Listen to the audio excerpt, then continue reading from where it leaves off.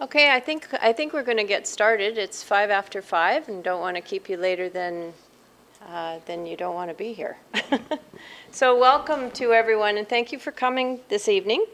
This is our second information session that we've provided to you and for potential and registered candidates for the school boards and the municipal election that's coming up very quickly on October 27th. So we've partnered, the town of Oakville has partnered with the city of Burlington in providing these information sessions. We'll also be posting this session. It's being filmed and it will be posted on our website for any of you who would like to listen again and relive the evening. The session is also that we had in Burlington earlier in the summer is also available on our website and on the City of Burlington's website. Is there anyone here? We just want to take a poll just to get an idea. Have we got Burlington candidates or potential candidates here, or are we all Oakville? Anyone from Burlington? Because if you are not, we're thinking that perhaps the Burlington staff could leave and we may not have to bombard you with too much information because they have slides of their own that will be a little different. Yes, you're here for Burlington? No, but I know a Burlington candidate was coming. I don't see her here yet, though. So. Is it Jennifer? It's Jennifer. Yeah. I'll wait, and if she comes, I'll talk to her when she comes in. She can stay. Yeah, that's fine. Well, that's fine then. Yeah, Thank you very much. Okay.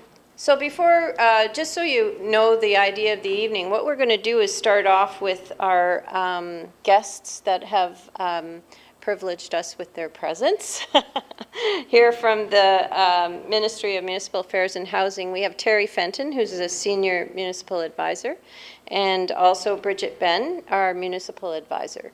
And they will start off the evening with their presentation.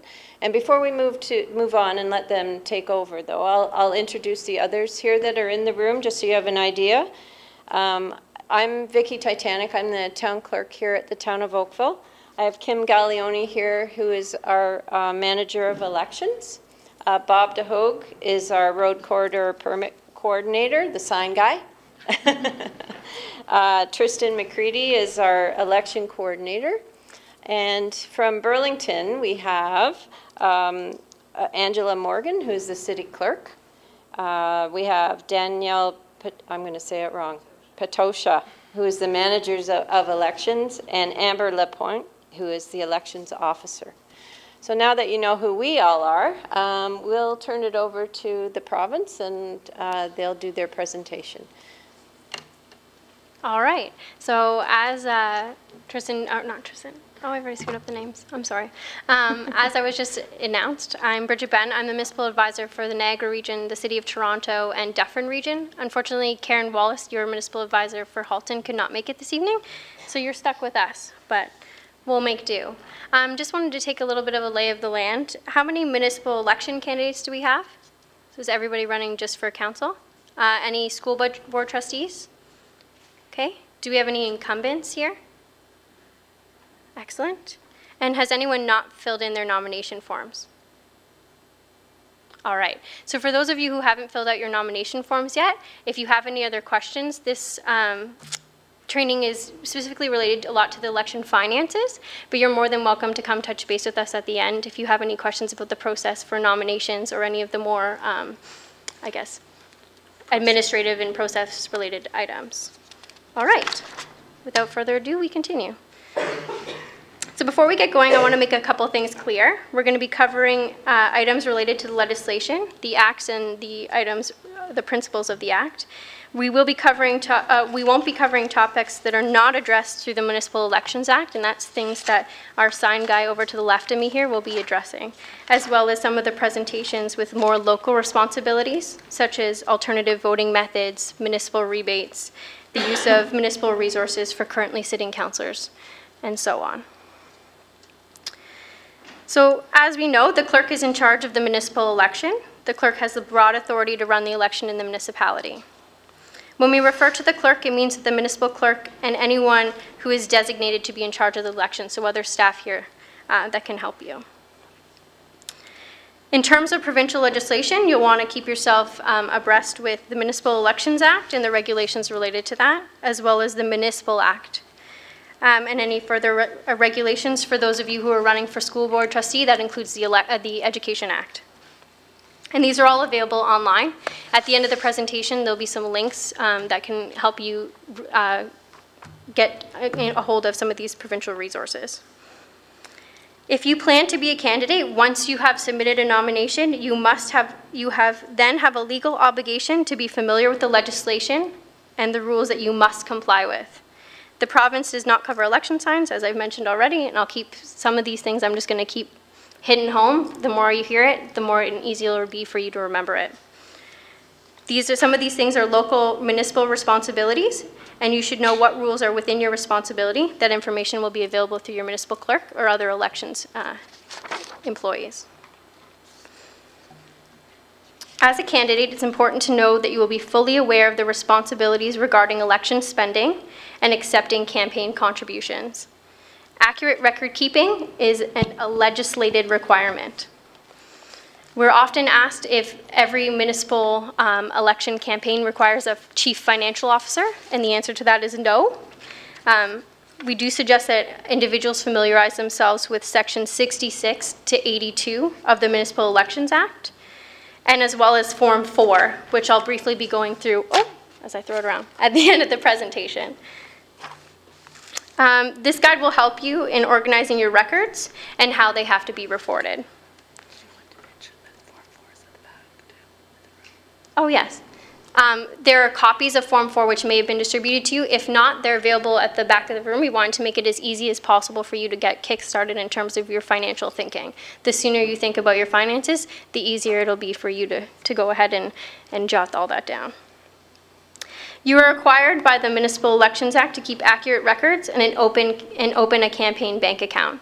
Does everyone here have a campaign bank account for those of you who are nominated or have filled in your nomination forms? Is there anyone who doesn't have a campaign bank account yet? Be a great time to check into that tomorrow. Sorry, next slide. All contributions and expenses are to be accounted for and disclosed by the candidate on the relevant prescribed financial form. For those of you who are going to be spending and going beyond this form, or perhaps are a little bit more tech savvy, you can go ahead and plot this inside Excel or some other document. It's really not meant to inhibit you, but some people will probably only spend or have as many lines as are provided in the form. All candidates are required to keep all campaign financial records until December of 2018. So that's until the next council has come in. These rules apply whether you're elected or not. And finally, we're going to talk about the pass the hat and other types of ways of incurring campaign contributions coming up. Campaign spending limits. The spending limit formula is set out through provincial regulations. Candidates will receive a calculation twice from their clerk when they fill out their nomination to have a general idea of how much they can spend, and again within 10 days of nominations closing, so before September 22nd, or on or before September 22nd. Whichever number is higher of the two numbers, whether the 2010 number is higher or the 2014 number is higher, the higher number is your spending limit. And it's important to keep in mind that the pool of electors, so if you're running for head of council versus a ward, that's obviously going to dictate what your campaign finances are going to be. The town of Oakville is much larger than Ward 1 in Oakville is. Pretty simple. Contribution limits. So it's important to note that the individual contribution limit is $750, as well as a maximum of $5,000 within the same jurisdiction. This limit applies whether it's one large donation or the total number of smaller goods. So if we're talking about someone spending money to pay for a ticket to come into your fundraising, your fundraising function for the price of their goods or services, if that person is helping you set up a website, it's the total number cannot exceed $750. And we'll go through that again when we're looking at Form 4, because those numbers are separated and you will want to keep track of those. Oh, I'm just going to hand it off to Terry, who's just going to talk a little bit about corporations. When you are receiving contributions from different corporations, you must ensure that you understand the corporate structure behind those organizations. And I know this is a little difficult for lay people as they're running, but corporations, you can't have the same board of directors and accept donations from two different corporations that have the same board of directors. And some of this is all set out as to how those corporations were structured, and it refers back to the Income Tax Act. So when you are accepting contributions, yourself or your volunteers, be just aware of how those corporations may be structured to ensure that you are not in non-compliance with the legislation. You just want to make sure. There have been candidates in the past in other jurisdictions in Ontario that have been caught up on this when they've had their contributions challenged and their finances challenged after the election.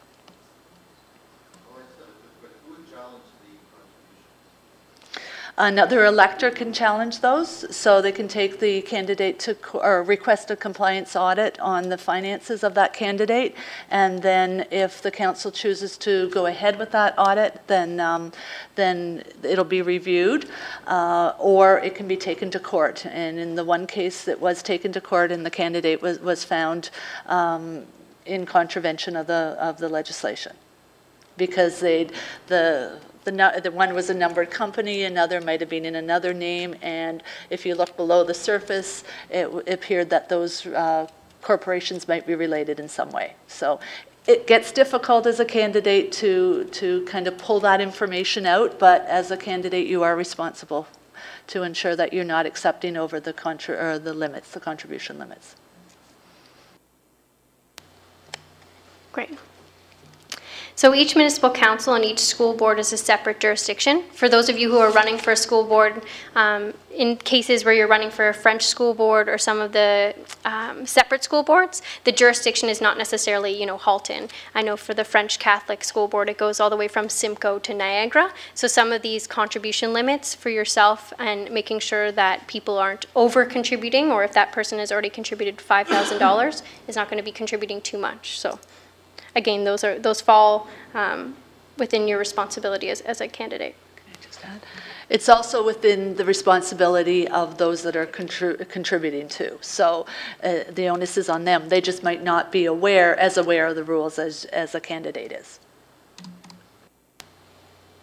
Great. These contributions must be reported, a receipt written, and the money deposited into the campaign bank account. For campaign contributions, they're monies, goods, or services given to a candidate for his or her election campaign. When we go through Form 4, we'll realize that there is a separation between those different items. Cash contributions may be accepted up to $25. After $25, these contributions must be made by check, money order, or a method that clearly shows where the funds have come from. Fundraising functions are events or activities held by or on behalf of a candidate for the primary purpose of raising funds. The price of admission to a fundraising function is a campaign contribution, and a receipt must be issued for the full amount. Receipt should contain a name, address, amount, and date. With respect to the ticket of the fundraiser as a contribution or other types of contributions that may come through a fundraiser, such as silent auctions or live auctions, you'll want to refer to page 30 of the candidate's guide, because it outlines the difference between market value and what was the cost of what the item was sold for in these situations, and if there's a difference, they both have to be recognized and noted in your forms.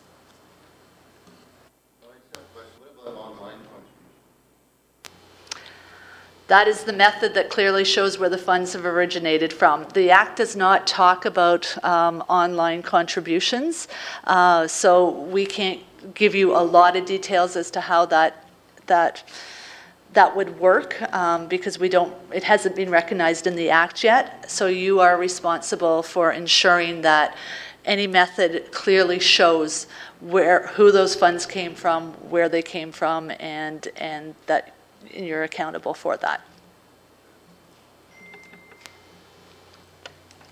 Pass the hat donations are donations under $10 that may be given anonymously. You don't have to issue a receipt.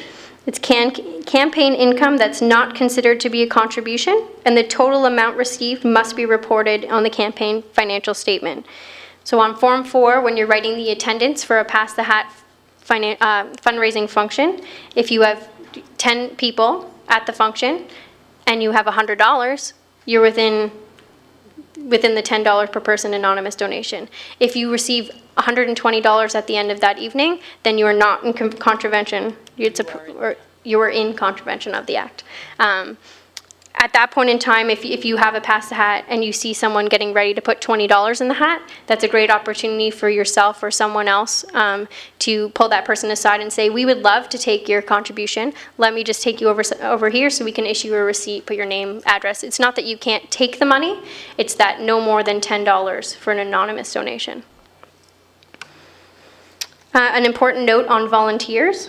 The value of services provided by volunteers is generally not considered to be a contribution. If a professional volunteer provides services for which they would normally be paid, an accountant or a webmaster, someone who can make a website for you, the market value of the service must be recorded as a contribution. So if they're going to make you a website, up to $750 of that website could be a campaign contribution. After that, you would have to pay that individual.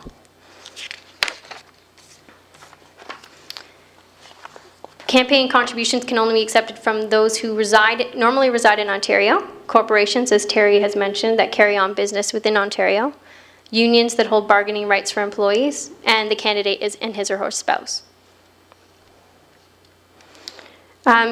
Contributions may not be accepted from a variety of different groups, and that includes a group of volunteer firemen who've gotten together and would like to pool money. They can individually contribute, but they cannot contribute collectively as a group. Same with your local baseball team or something, a hockey team. All of these individuals can donate on their own, but they cannot pool their money. And we'll move on to borrowing. Candidates can open their campaign account with their own funds, but a candidate cannot loan funds to his or her campaign to kickstart the bank account. The only way that a candidate can reclaim the startup amount is after the election campaign ends and prior to filling out the financial statement. At this time, the candidate or their spouse may refund any contributions from the surplus. You can't receive a loan from family members or from any corporate accounts. Terry, do you have something to say? All that means is your contribution it's not a loan, it's a contribution to your campaign from yourself or your spouse.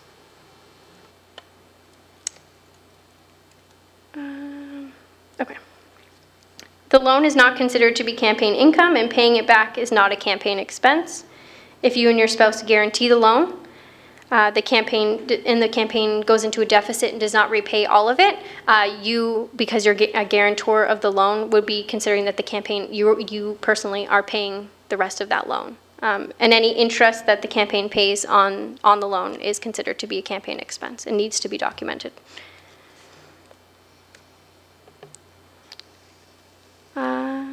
Sorry, I got lost. Goods and services donated to the campaign are also expenses and must be reported, as discussed.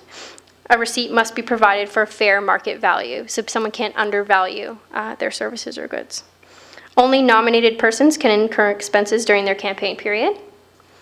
Payment of any campaign expense must be drawn from the campaign account, and a receipt providing the details and proof of payment must be obtained. All expenses must be reported in Form 4.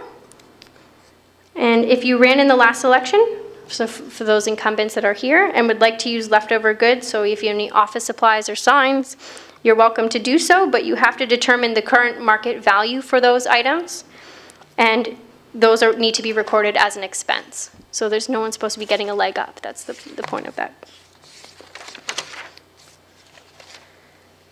There are a few items that are not subject to the campaign spending limit. Most are.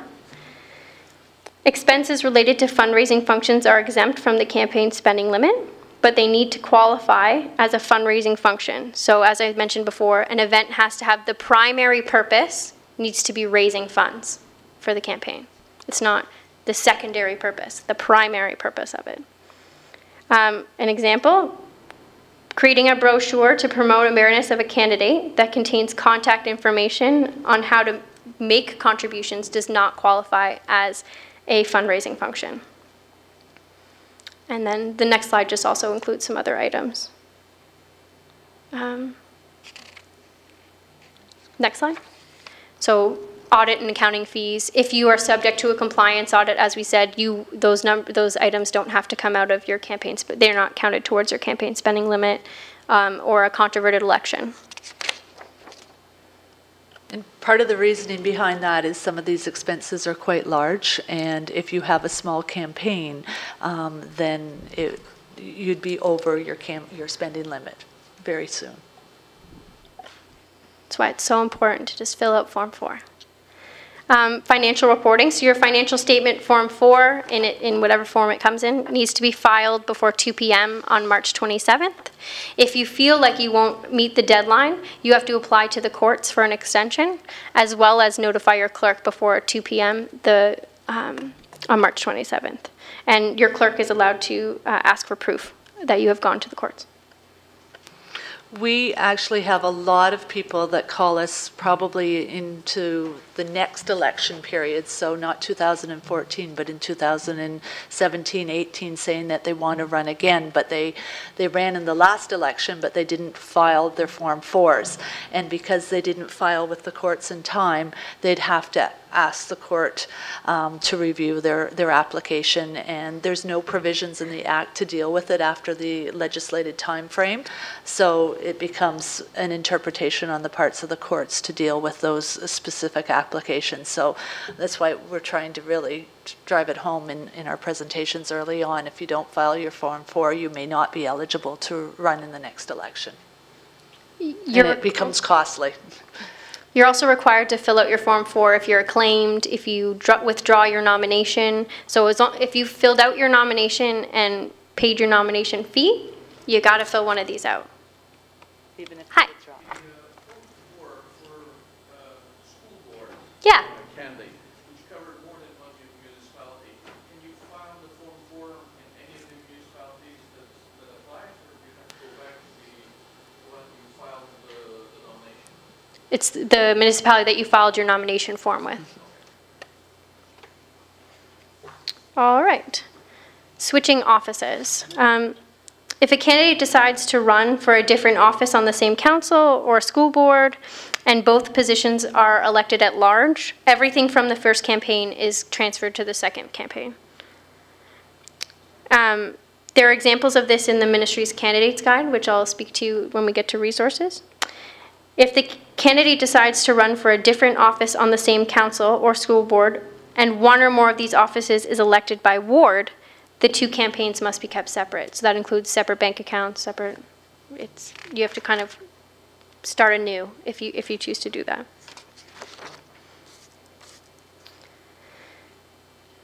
The names of contributors for more than $100 must be reported on a financial statement. So for those of you who are taking in contributions, you have the opportunity, if some people are not happy or not interested in having their name publicly disclosed, you might want to let them know if they donate over $100 that will become a public knowledge. And again, you need to be making sure that you have the name and address of that person when you're collecting all your information. Financial statements must include an auditor's report if expenses or contributions exceed $10,000. Yes, sir. On the second bullet, so $100 or less is anonymous, and 101 or more is? It's not that it's necessarily anonymous, it's that it's not public record.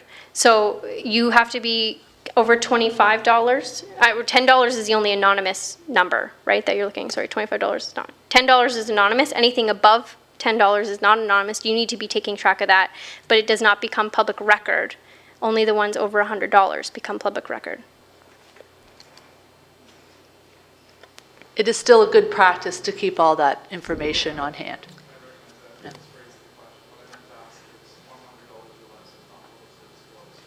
That's correct.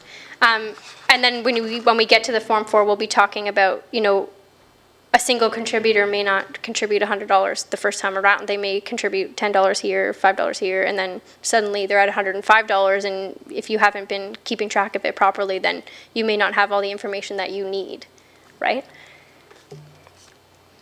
Okay.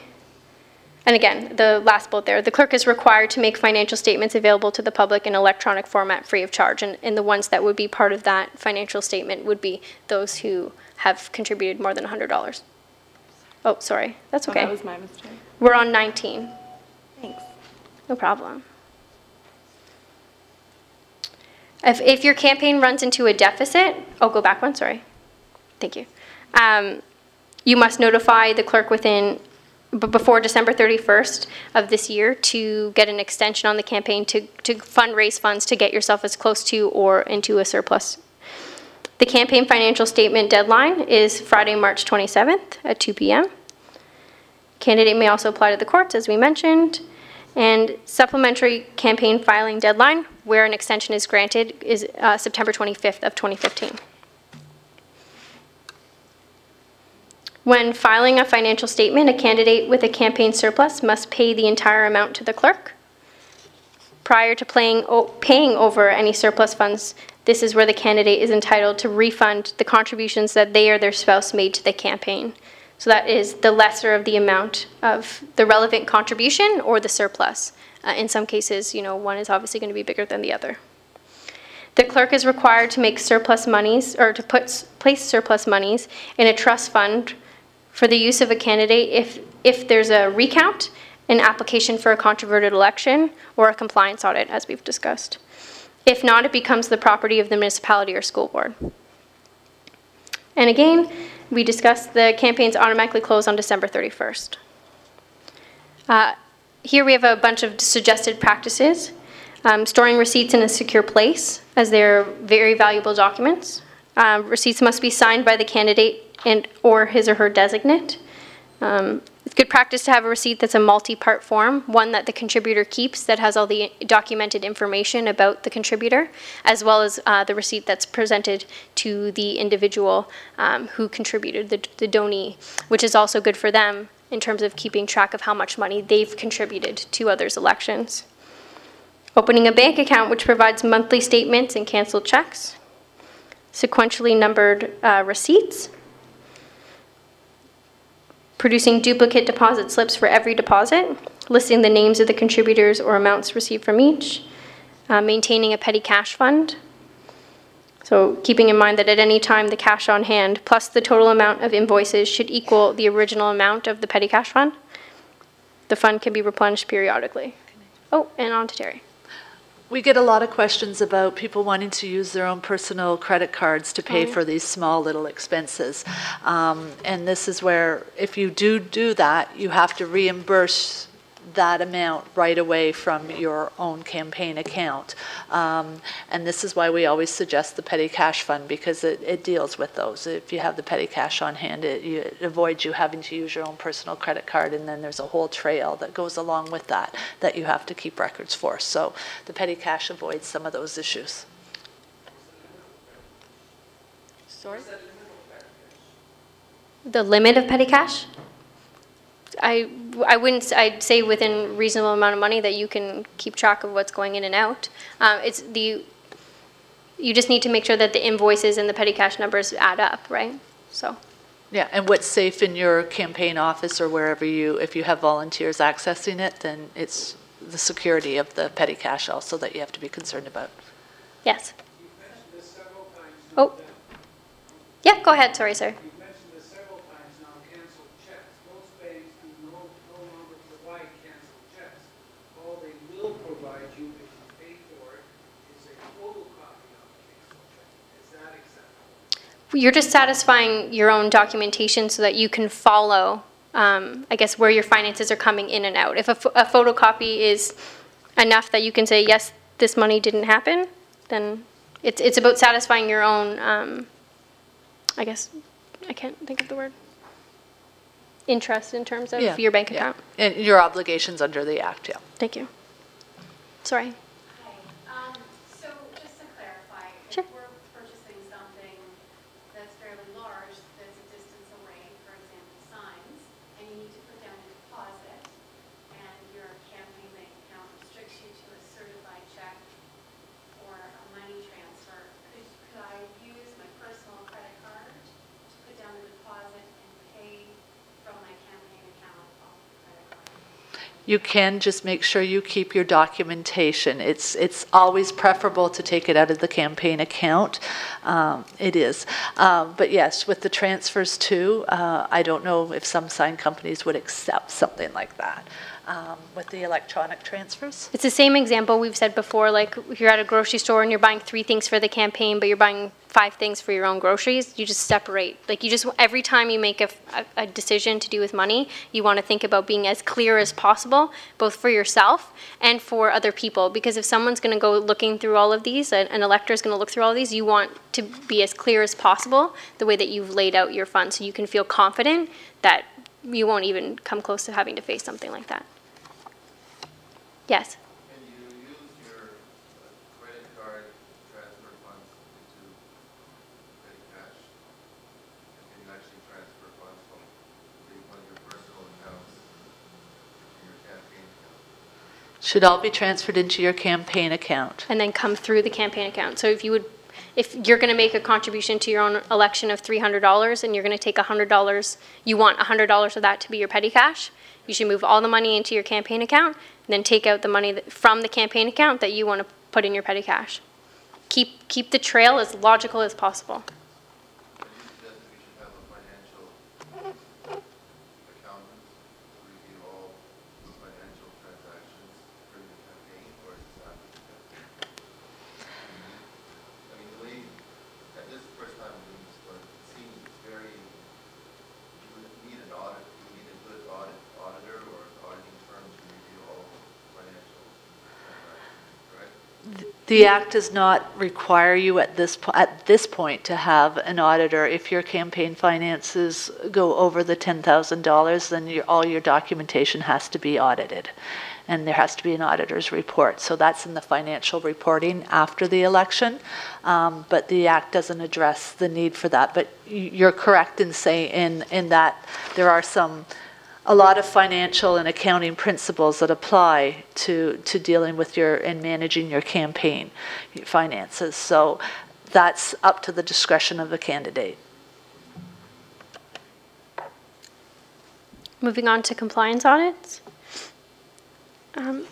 So a qualified elector, as we've mentioned, may apply to the Compliance Audit Committee, which is held within the municipality, for a compliance audit of the candidate's campaign finances. The Compliance Audit Committee will review and consider the application and decide whether or not to retain an auditor to undertake a compliance audit of the candidate's financial return. Penalties. The following penalties are available through the courts upon conviction of an offense of the Municipal Elections Act. For a candidate, I think the worst of all of them is forfeiture of office, but there are fines that can be listed. For individuals, and this is why it's important to remind those who are contributing to your elections that they too, there's an onus on them too, to keep track of those. There's fines up to 6-month imprisonment and inability to run in the next general election, as well as fines for unions and corporations. It can be very costly. And finally, before we skip to resources, I realized I was nervous at the beginning, so I didn't have Terry talk about proxies. And I think it's an important consideration to talk about. So the proxy stuff was, I can handle it.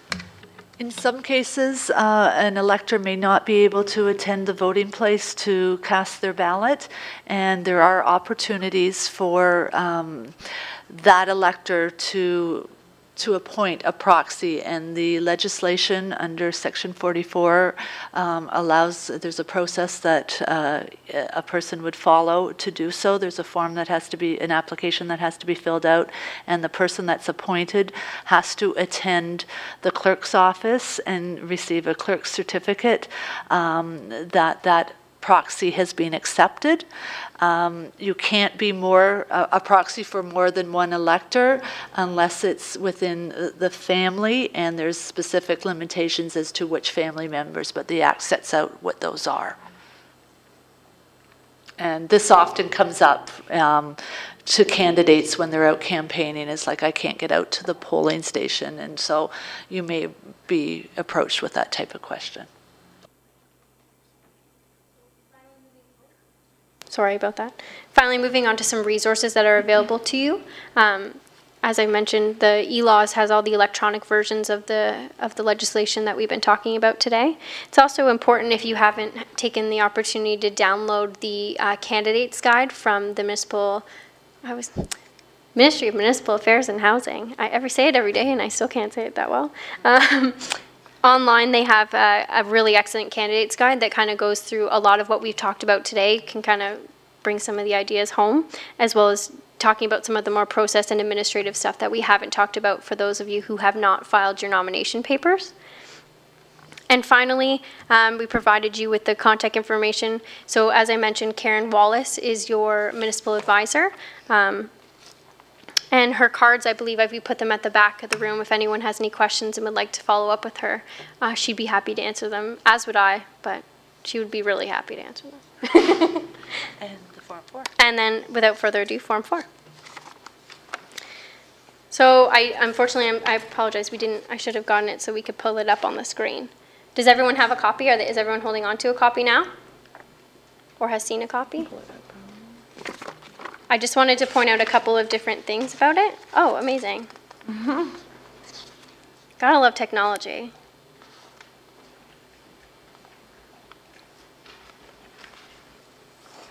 It's much easier to type than it is to say. It's a form repository. So there's the candidates guide right there, but Form 4 is right there. Oh, perfect.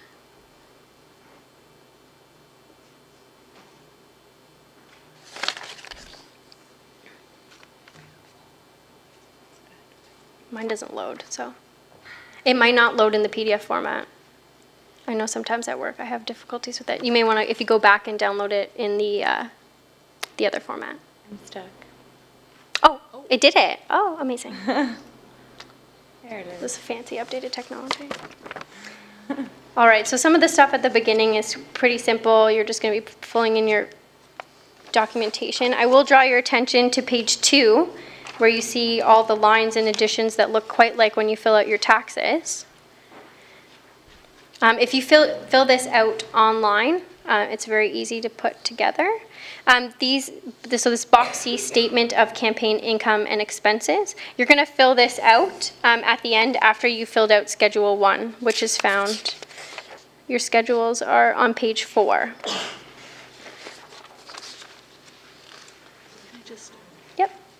In some cases, for those that are not accepting contributions or not incurring any expenses, and some of the incumbents do this, where all they're doing is they have one expense, which is their nomination fee, then that is all you have to do is fill that out and sign it. But for the majority of candidates, they will have contributions and expenses that they'll incur and receive, so they'll be filling out a lot more. So while you're filling it out, you'll note, like on page 4, under table 1, we're looking at monetary contributions from individuals other than candidate or spouse. So when you're looking at monetary contributions, someone provides you with a $50 contribution. If they also help you with goods or services, that would be indicated in table 3, which is on page 5. And this is where I've kind of discussed the importance of kind of keeping track of this as soon as possible, because along the campaign trail, you may be interacting with some people more often than not. Those people are maybe providing you with monetary donations, as well as perhaps donating goods or services to your campaign, and all of those items add up. As I said, it's a running tally if some people are providing you with more than one specific donation. Which one? Oh. Oh, yes. You need to separate out your contributions from corporations or unions.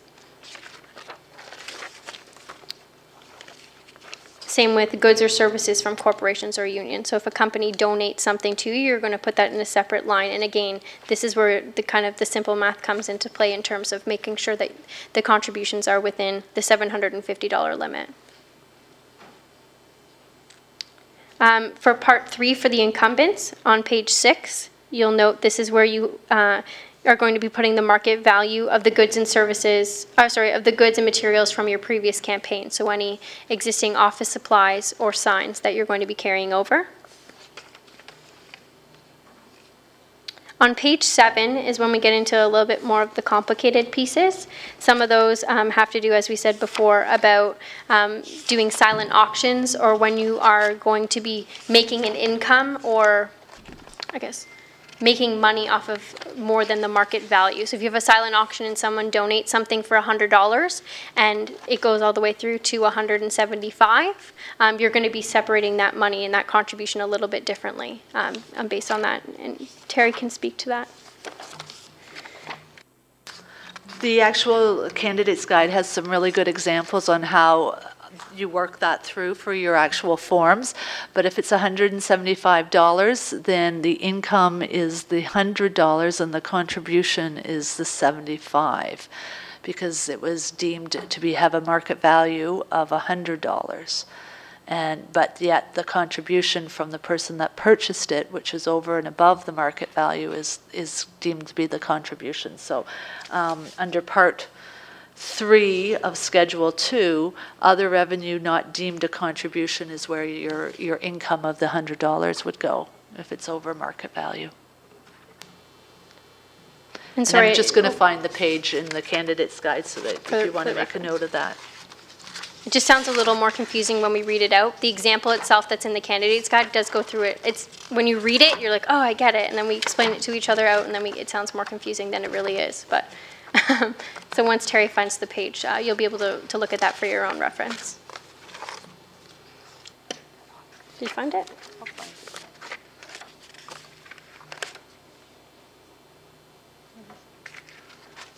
Keep going. I'll find it. I'm done, otherwise.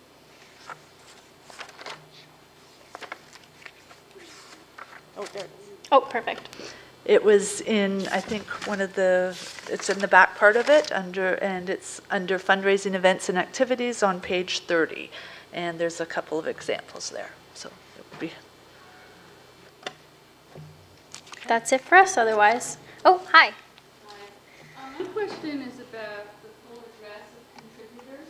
Yes? I'm wondering with privacy laws whether you really require the full address, and do I have to tell contributors that their full street address is going to be published on the town's website, or can some of that be withheld? We've done it both ways over the last couple of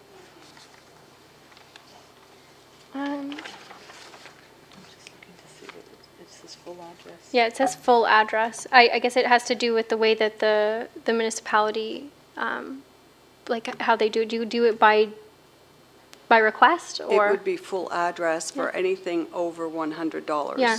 $100 or less, we've blacked out on forms where it has been there, because it shouldn't be, the address should not be there in accordance with the legislation. But anything for $101 and up, then definitely their address needs to be on the financial statement. Yeah, it makes sense. Even a partial address, for the most part, people would be able to figure out the rest of it anyways if they're really interested in it. Yes? I have a question regarding the campaign account. I know I understand the act, but I opened my account, I said not to open checks. Now, I know the act says checks, I talked to Karen Walls, but now is it critical that you use checks, or is it just the accurate records is important? In my case, it's a lot more expensive to use checks. It's critical that you keep accurate records and that you are confident that the method that you choose in terms of your finances is providing full and complete information.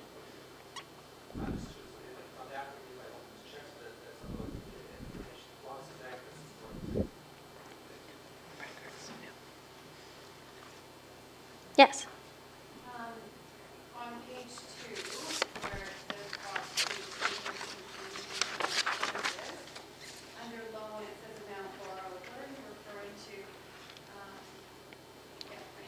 Sorry, on page 2. Up right at the top there. Oh, amount borrowed, that you can take out a loan for, and as a candidate, you can be the guarantor on that loan.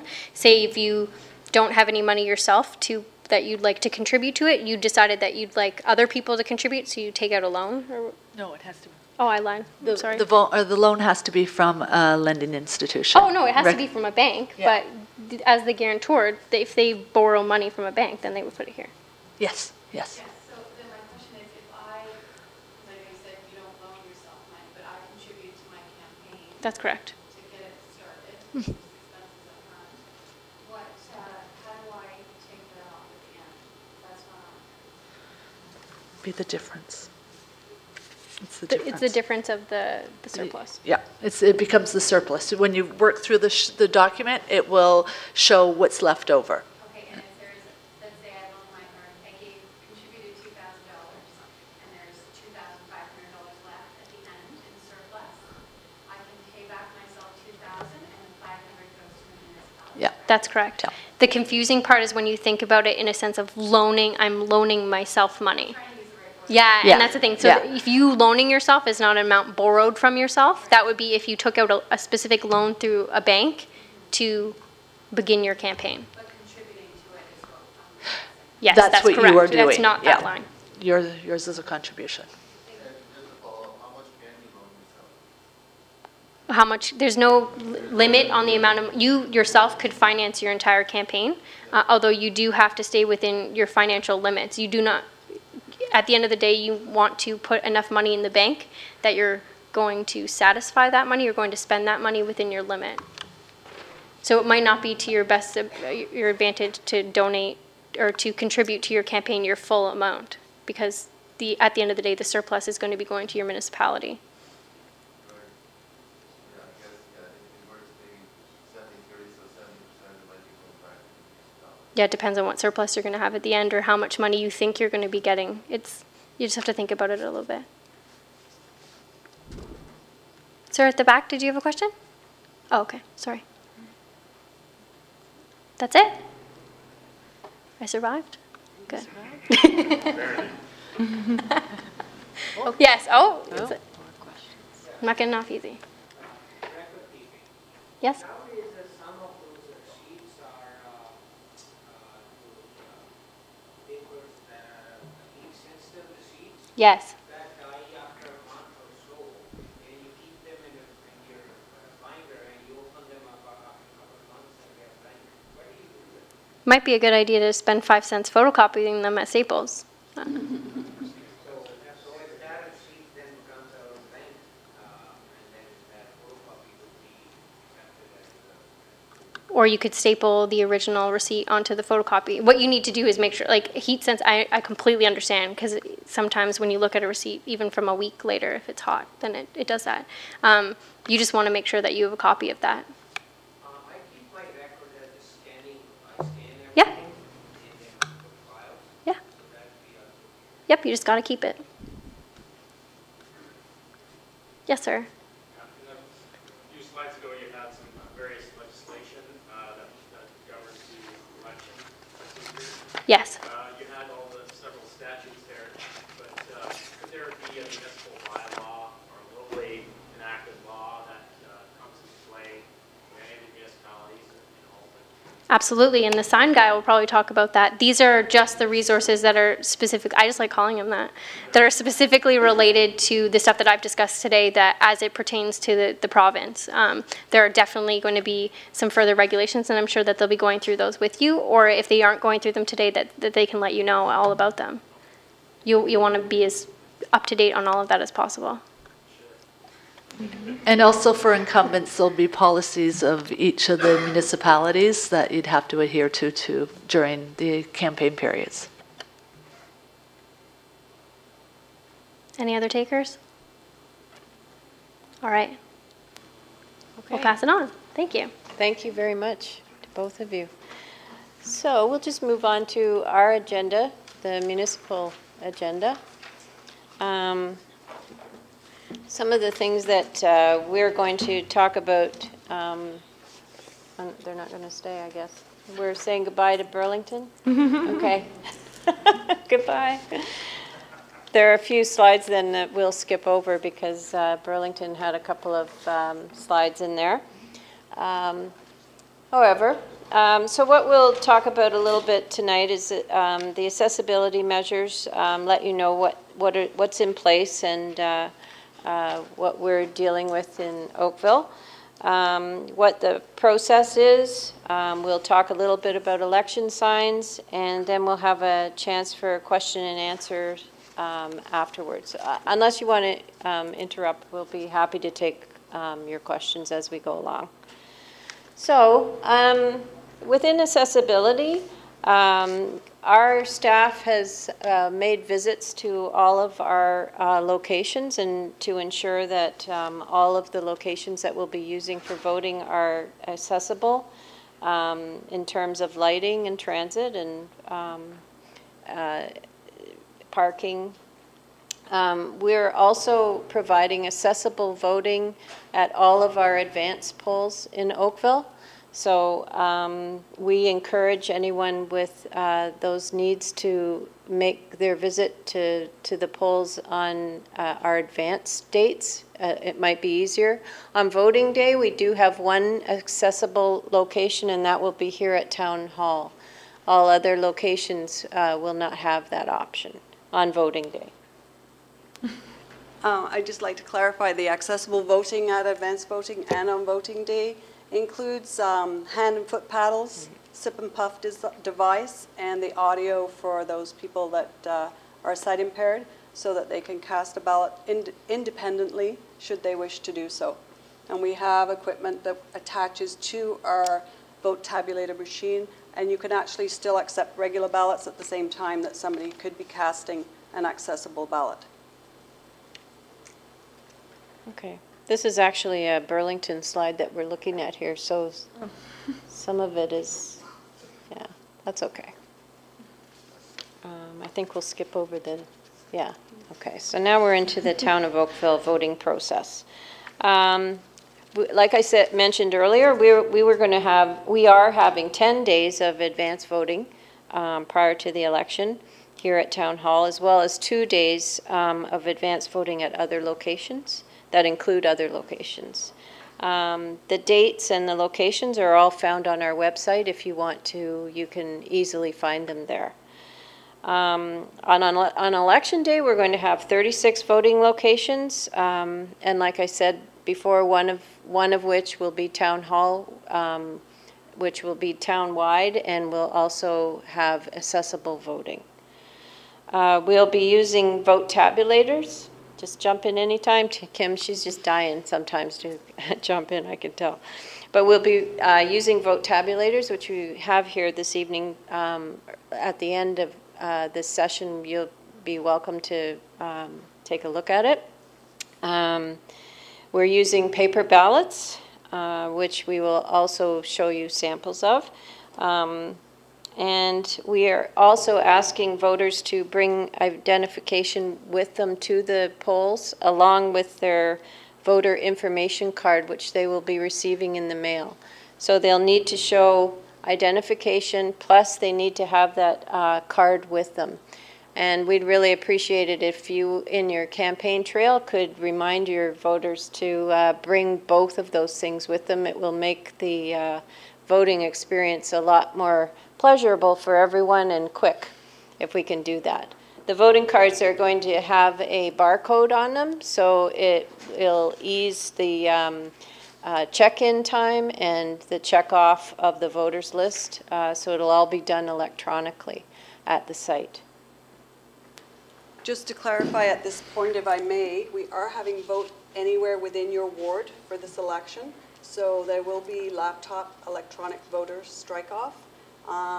We've had every election, we get complaints from voters that live here, but they have to vote over there, and there's a location closer on the other side of the line that's been drawn to accommodate voting subdivision areas. So we decided, okay, let's think about the voter and how to make it a little easier for them to vote so they can go to the location of their choice within their ward, whereas on advance voting, you can vote at any location for town-wide, but there's a limited number of locations where on voting day, you have your locations within your ward.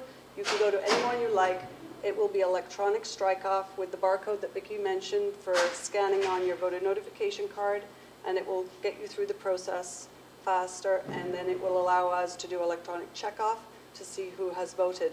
Every voter will be taking an oath that they have not previously voted and that they are eligible to vote. Okay, that's it for that slide. So we have our election person. Oh, question. Yes, sorry. Question on the voter ID card. Yes. Quite often people leave home, forget it, or Yeah. they decide to go vote, they've left it at home, or it hasn't come in, or whatever. What's the process? We can look them up electronically. They'll have their ID with them. So as long as they have ID, they're not going to yeah. be refused. No. If they are, as long as they're on the list and they have ID with them, we can easily find them and check them off. Right. And if they're not on the list and they have ID, We can add them to the list. They can fill out a Form 9, a declaration, and we can add them. They can fill out a form revision, add to the list. That's the other thing we want to try and get you to get the word out there to make sure that they are on the list. Check out our website, and there's an app on our site that you can go in and punch in your name and see if you are there or not. And it would be wise to do that in advance. Because every candidate has a voters list, we are asking candidates as they campaign to make sure if they know somebody that's not on that list, ask that person to get themselves added to the list. As Vicki just mentioned, we have on elections.oakville.ca, there's a Am I on the voters list lookup. There's also Where Do I vote lookup. And it's all there for people to use, so we're trying to get that word out there. We're actually going to be doing some open house at the home show just to ask if people would like us to check if we're on the list, show them the system. And we're also going to be doing that at Oakville Place on Saturday. So we're trying to get the word out there so that we have less lineups on voting day for people filling out those forms to add themselves to the list.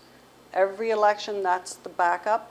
We get the masses out between 6 and 8 on voting day.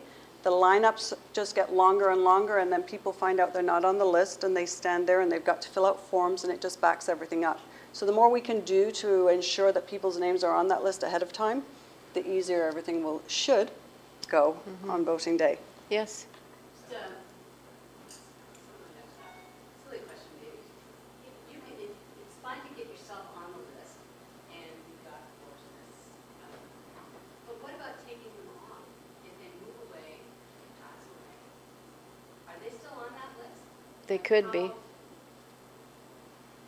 How much is that updated from, say, a year ago? MPAC provides us with our list. They are partnering with the province to get the people that are deceased off the list. This is the first list we have ever received that has had most of the people off the list that have previously been asked to be off the list. And it seems to be, in that sense, a little more accurate than in the past. I don't think it's ever going to be perfect. There are people apparently that added themselves to the list through MPAC's system, but they're not on our list. So now they're going to have to add themselves again. That's quite frustrating for people, but there's not a lot we can do about it, unfortunately. So we are subject to different legislation than MPAC, and it's a little ironic, seeing as that they provide the list that then we have to deal with all the complaints about, but we're subject that we can only add somebody to that list if we see ID and we have a written signature. And if we don't have that, we can't add them to the list. So MPAC has a system that's been adding people, but if you're not there, we have to make you then go through another process. Yes? I only have two questions. For the voting, say that you're registered for contributing to the English public school and you want to change to English Catholic. Can you do it at the voting time, or do you have to do it beforehand? You can do that on voting day, but it might, like any revision to the voters list, it would be really good idea to do it in advance. What happens for candidates, or especially incumbents, which are, there's no opposition, there's only one then they are claimed. Are they notified before the election, or what's the mechanism for that? Yes, if a position is uncontested and the person is acclaimed, after nomination day closes, the clerk, within a certain time frame, 4 p.m. on the 15th, I believe it is, will make an announcement and notify the appropriate persons, which would be the board or the council, like whoever is required. For in the instance you're talking for a school board, but if it's a council position, there will be notification provided, and it will be on the town's website. And people at times have come into town hall at 2 o'clock on September the 12th just to find out what's happening. And that's noted on the ballots. Your name just would not show up on the ballot because there would be no race. Yeah. But as the results are posted on the website, there would be notification of that position being acclaimed. Okay, keep going. All right, so we're now fully staffed with our election personnel, and we're in the process of training them. They will be all very well trained and ready to ensure that the voting process is followed at every location. Every location will have a supervisor deputy returning officer in charge of that location, along with all the other staff that are fully trained. The ballots that we will be using, there are 5 types of ballots. There's the public school ballot, Catholic school, French public school, French Catholic school, and a no school support ballot. So there are 5 different types of ballots that we use. And just for those that haven't been in an election and may not have paid attention to ballots, ballots are color-coded. So a public school support ballot is white, but then if you have a Catholic school support or French school support or a French Catholic school support, you've got a color. The Catholic school board is red, I believe, and then each one is color-coded to match with the school support or the non-resident status, which won't have any school board to vote for on the ballot. And we will be posting samples of the different ballots on our website as well. So as you can see, and as I mentioned earlier, we have the vote tabulator here for you to take a look at, and we'll be demonstrating it at the end of our little speech here. And I think that's it for this site. Anything to add? Nope, that's good. Okay. I think we have to skip the next one. No, it's just advanced voting on the next one, and we've covered that. Yeah. No, that's Burlington's. No, it's not. It isn't? Okay. That's fine. We're good. We've covered it. Covered it. This is Burlington. This is both. We've been using technology, as Vicki mentioned. We have the vote tabulator, so we've been using technology since the 90s, and it does read accurately and is very well tested. We test every single possible thing that we can on the tabulators and make sure that the results are accurate prior to using them. So there is no question in my mind with regards to how they work. Sorry, we also have special locations, reduced hours locations, and all the candidates are aware of what those locations are. And that means that if there is a long-term care facility, an institution, we provide voting for those residents of those facilities only, and we provide them on a reduced hours basis. So on voting day, we send staff to the different locations to assist the voters when need be, or allow them the opportunity to vote within their own home. This is still you. Yeah. Yes. Will the voter information cards list all of the places in the ward that a person can vote? Yes, they will.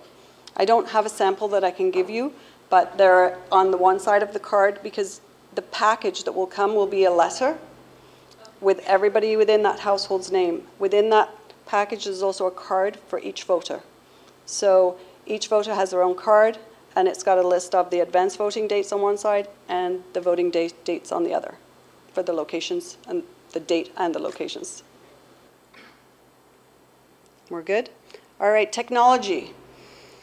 We are not permitting any technology within any of our voting locations except for our own. We have our electronic voters list, and nobody will be able to bring in, so candidate scrutineers won't be able to sit and play on their technology, laptops, iPads, phones, whatever. You'll be asked to leave the location just so that you know.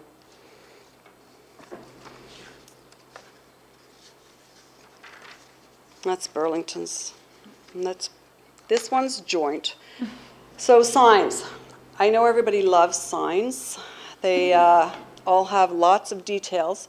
Burlington's is much easier because they don't allow them. So it's just like straightforward. As far as Oakville, we do permit signs. The bylaw was changed and it only permits signs on major arterial roads.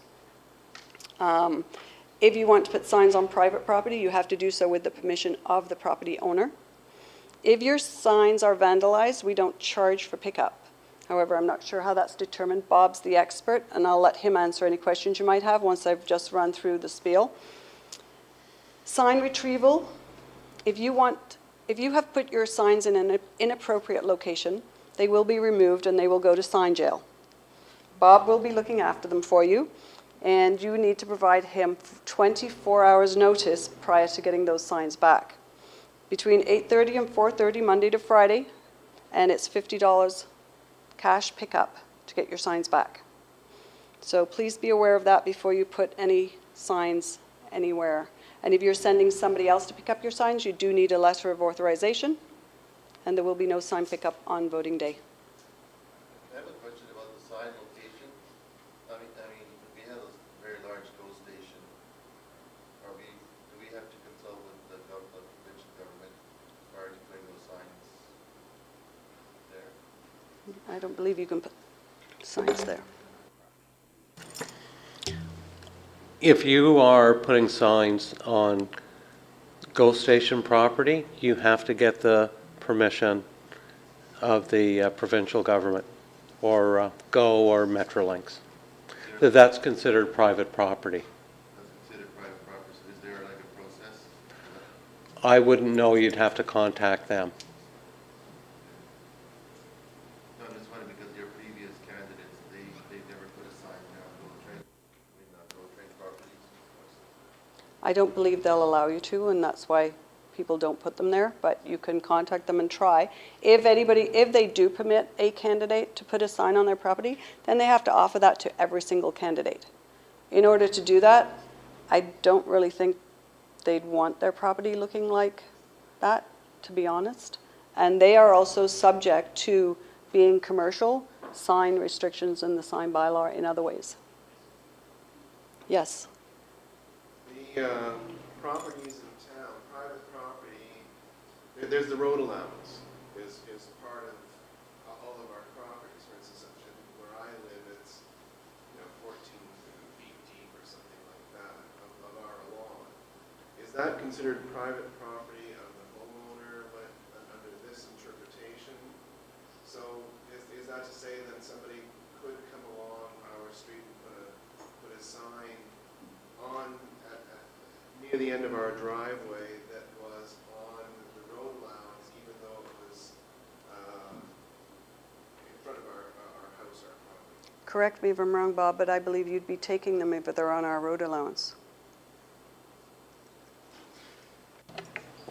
If they're on the road allowance and it's a local road and a residential street mostly is a local road, and that any signs put on any local roads on the road allowance will be removed. Right. Can I just add another question? Historically, there was some challenge around, and this is of interest to those running for the school boards, putting signs on school board property.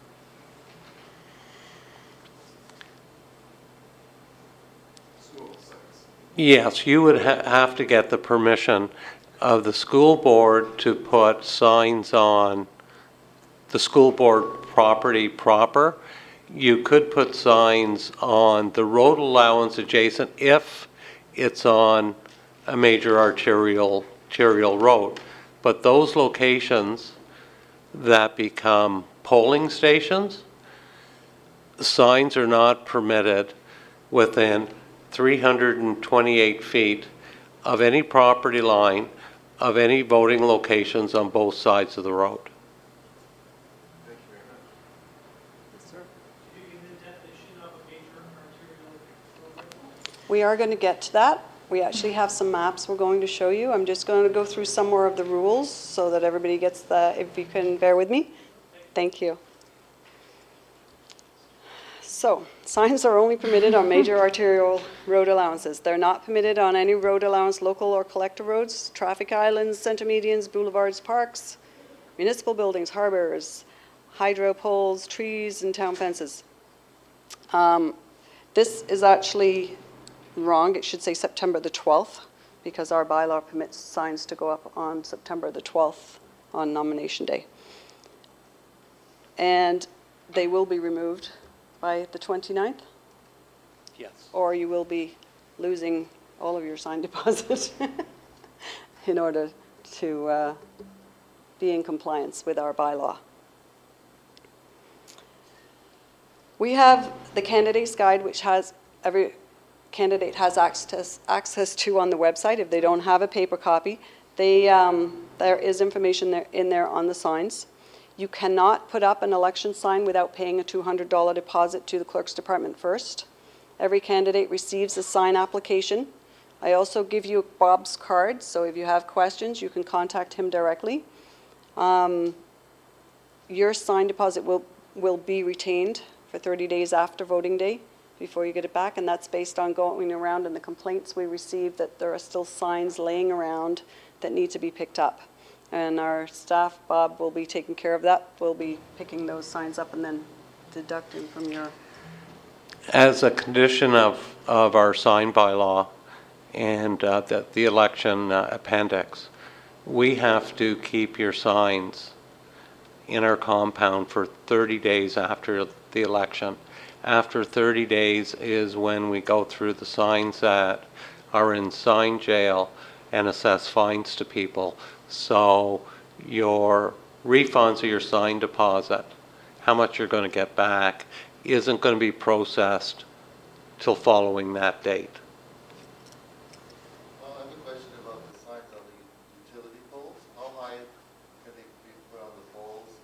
And isn't that part of the provincial, or is that utility poles fall under municipal control or provincial control? Signs are not permitted on hydro poles. Okay, utility poles. Yeah, they're not permitted on utility poles. The only exception to the rule is in the commercial districts, like within the Kerr Street BIA, the downtown BIA, and the Bronte BIA, where there's really no boulevard space where you could put a sign. Then a 2x2 sign is permitted on a light standard or a utility pole, provided it isn't glued on the pole, it isn't nailed, stapled, etc. Basically what you'd have to do is put it up with the little plastic straps, and that it has to wrap around even with the pole. It can't be a sign that is sticking out at all.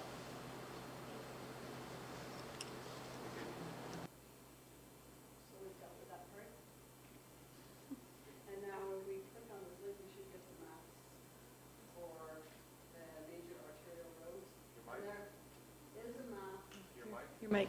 Sorry. I just think I'm loud and everybody can hear me anyway. This document is on the website. Everybody can access it, and there's a map for each ward showing you where the major arterial roads are. So it's clearly defined. It tells you which ones are the major, where you can put, what roads you can put your signs on. But then when you're putting your signs on those roads, you need to be cognizant of the other map that is also provided in your guide, and it's an election sign map dealing with placement for distance. I don't understand it. I don't profess to understand it, so I will let Bob explain that to you.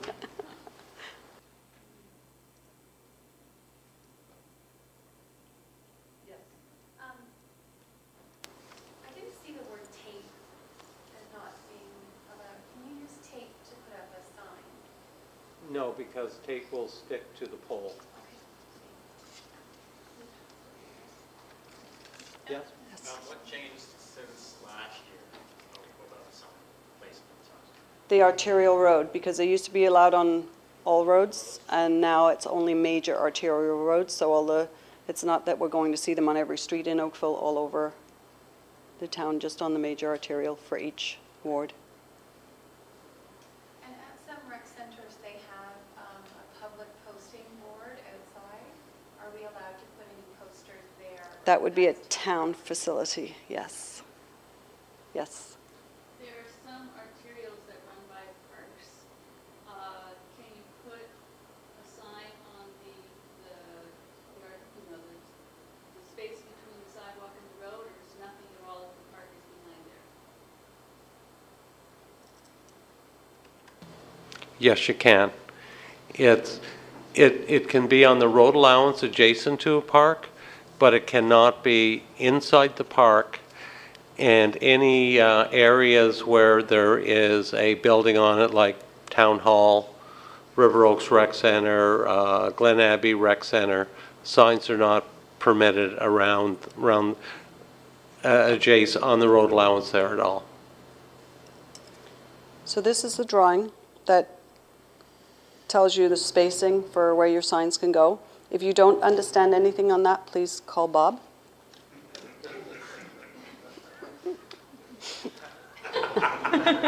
It's easy. It's easy. Looks really easy, beyond me. So I'm going to pass it back to Vicki. So after the election's over, we will need you to sign your declaration stating that you've destroyed the list, or that that will come along when you file your financial statements. We'll need that declaration. And we will also be providing orientation to the councilors-elect, and that date is yet to be determined, but it should take place sometime in November. And the inaugural meeting, the first meeting of the new council, will take place on December 1st. And that's really it.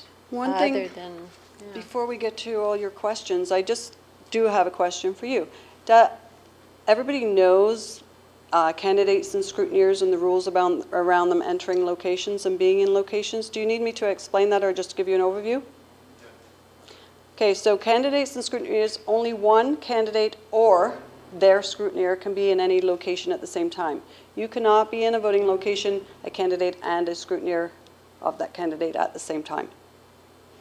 If you want to enter a voting location on any of our voting mornings, advanced or voting day, you can go in 15 minutes before the voting place opens in order just to inspect that. What will happen is, I'm sorry, I'm going to try and shout because I'm going to try and demo at the same time.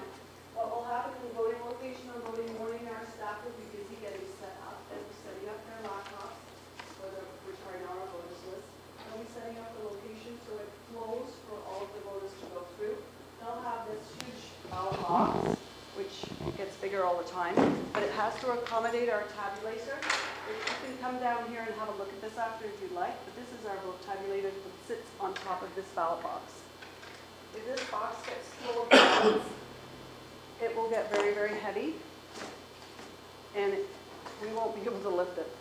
So what we've done in order to enable this to be secured, we have a bag inside this ballot box that will be removed and tied and secured with steel tape, and that's what scrutineers and candidates will be able to initial at the end of the day when you're allowed to stay in the location after the close of voting.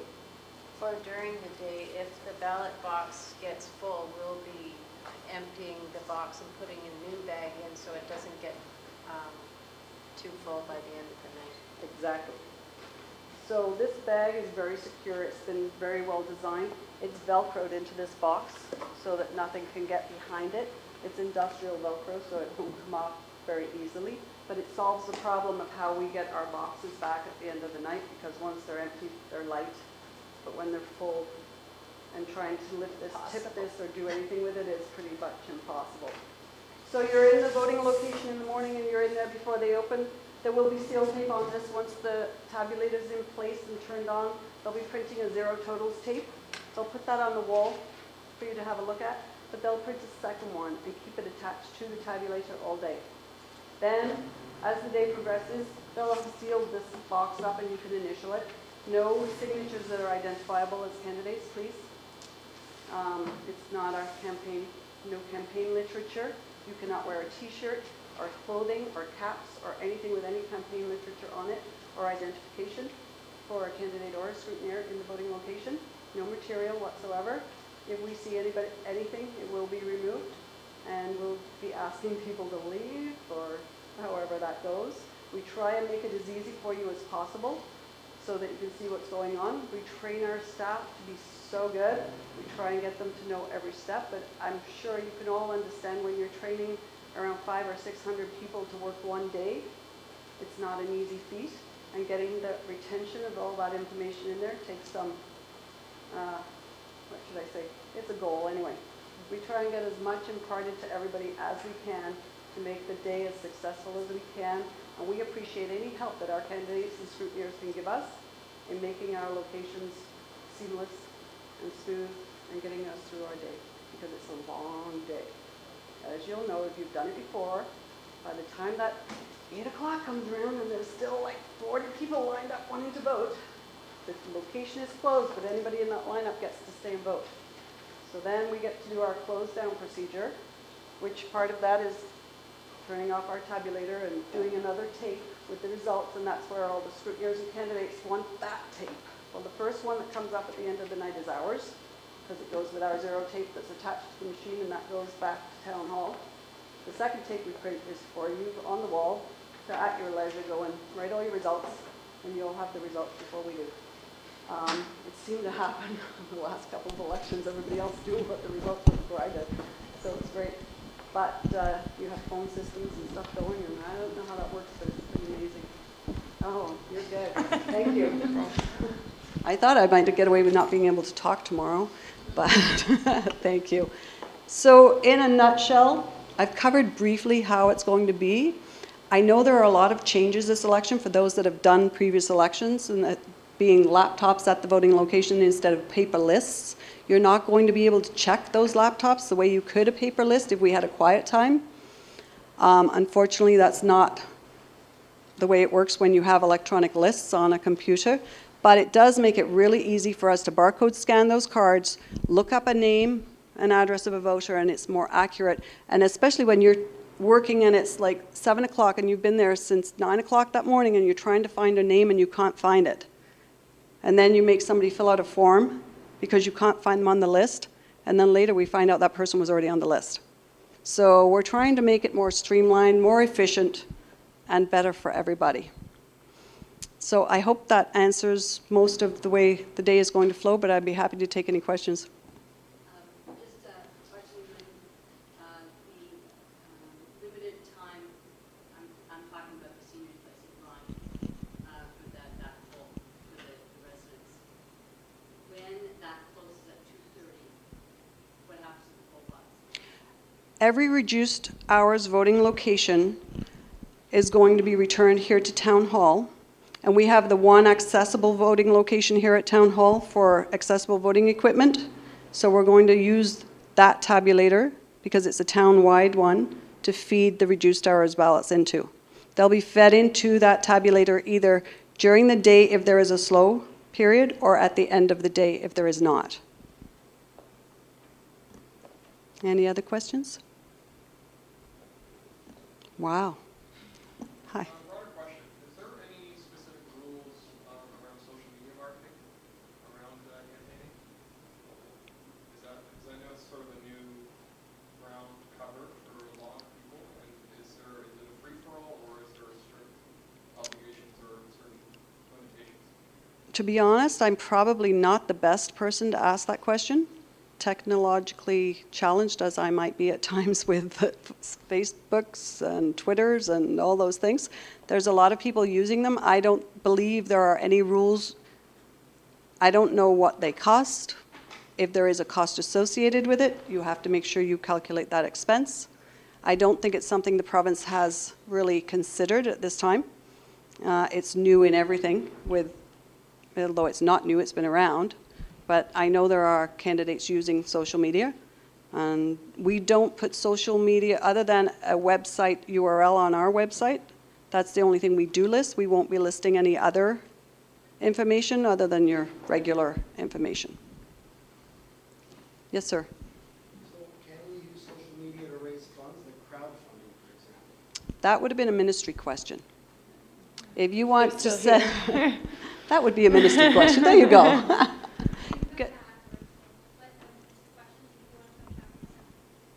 Do you want, can we give an answer to everybody? Because I'm sure since that question's out there. Misery loves company, you know that.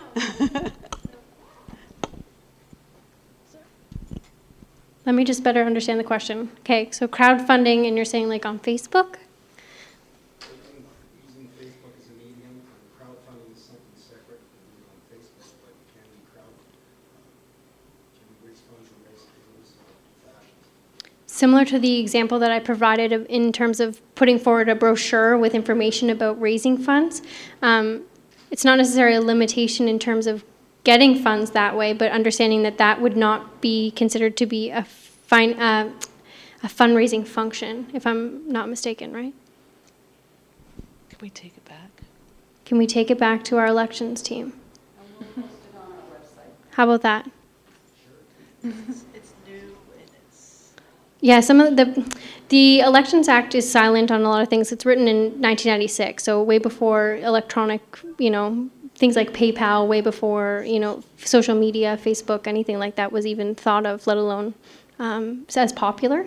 I'm sure that it's a question that's been asked somewhere across the province. So what we can do is we'll either take down your contact information, or we can go straight through Kim, because I think we've got all your information. So I can put it on the website, and everyone can benefit from the answer. We'll put it up as a question and an answer. We do have like candidate information. Oh, perfect. Questions, answers that we do. If candidates come in, we put the question and answer up. So we'll do that. All right. Thank you. Somebody else, I think, had a question. Yes, yes, sir. Well, it's not a financial question, it's a question about board costs. Do you have to be living in that particular ward to run for that particular head? No, you can live anywhere in Oakville to run for any ward in Oakville. There is no criteria in the legislation that says you have to live in the ward in which you run. With regards to council and then school boards, it's within the school board jurisdiction for the French Catholic and French public. We had an opinion from the school board on a French, now don't quote me on this, but it was one of the French school board trustees, because their boundaries are quite large, and they wanted to run in a different municipality than that they lived in. And the school board said, no, you must live in the municipality that you want to run, even though the boundaries are wider. So when you say live in Oakville, you basically have to reside in Oakville, or that's what you're saying? Well, the eligible criteria for a voter applies to a candidate. So you have to own, live, rent, be the spouse of. Yes. Okay. Yes, sir. That question that that explanation you just gave about the French school, was that because the jurisdiction of that board extended beyond the regional municipality? I'm not sure if it was because it extended beyond the municipality. It's like the Catholic school board. We have 4 trustee positions that you can vote for on the ballot for Oakville. So it wouldn't make sense if Milton, Halton Hills, and Burlington and Oakville all have individual candidates for their municipality. It wouldn't make sense for those outside of that municipality to run in that one, if you understand what I'm saying. But in other towns, in other municipalities, it might. I'm not sure. I've never heard of it happening.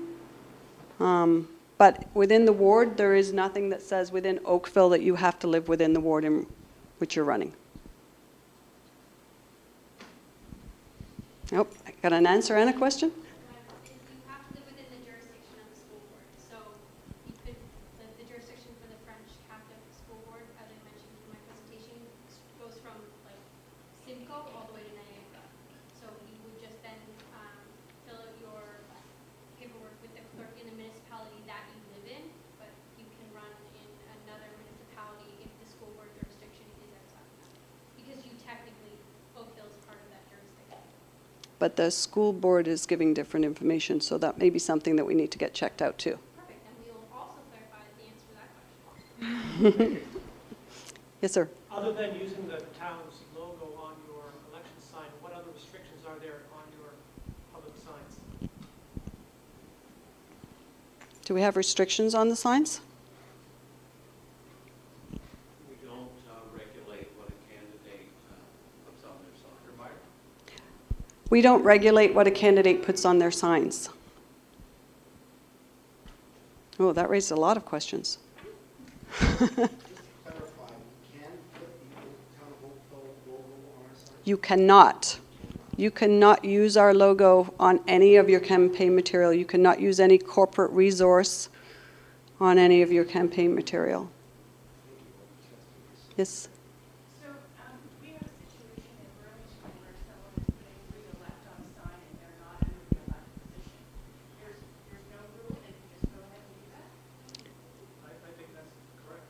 Well, there is no rule, and if somebody does that, but somebody knows it's not a re-elect, it'd make a great all candidates meeting somewhere, I would think. I don't know.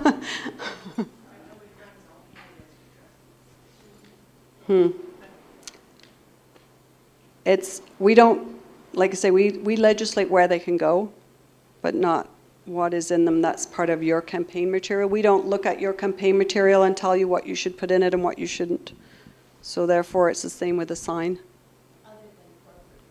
Well, we tell you what you can't use. That's corporate resources, but that's... Yeah, but the word re-elect is implying that they're already been elected, like that just opened up so many legal implications.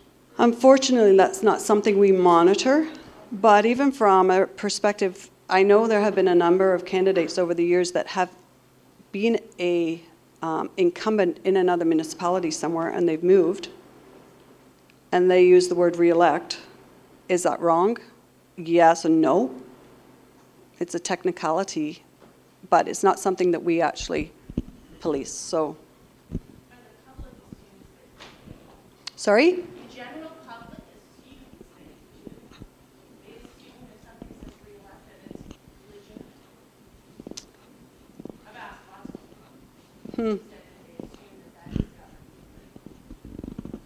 Interesting. We'll see if we can get some legislation. No, I'm just kidding. I don't know how to answer you because we don't. And at this time, our whole election team is so busy planning, training, running, doing, helping candidates sort things out. There is no time to police signs in terms of what is on them other than Bob's where they're placed. So I think that's just something, unfortunately, that maybe you should write in and see if we can get looked at somewhere. Hi, my question is about canvassing. Are there any restrictions on canvassing? There is legislation on canvassing in terms of people letting you into condo buildings and apartment buildings, I believe. And it's in the guide, because I did copy that legislation in there. And what about if there's a, for example, there's a home show at a town rec center? Can you canvass outside of that on the property? I would say not, to be on the safe side, being that it's a town facility and town facilities include their parking lots. Any other questions? If anybody would like to come down, take a look at the box, take a look at the tabulator, I'm happy to answer any questions you might have while you're down here. You can look at some of our City of Anywhere ballots that aren't really our ballots because we don't have those, and until we do, I can't give any real samples up on the website, but we will be putting some samples on the website once we have some. And in the meantime, we have what's here. Thank you for coming this evening, and hopefully it's been informative for you.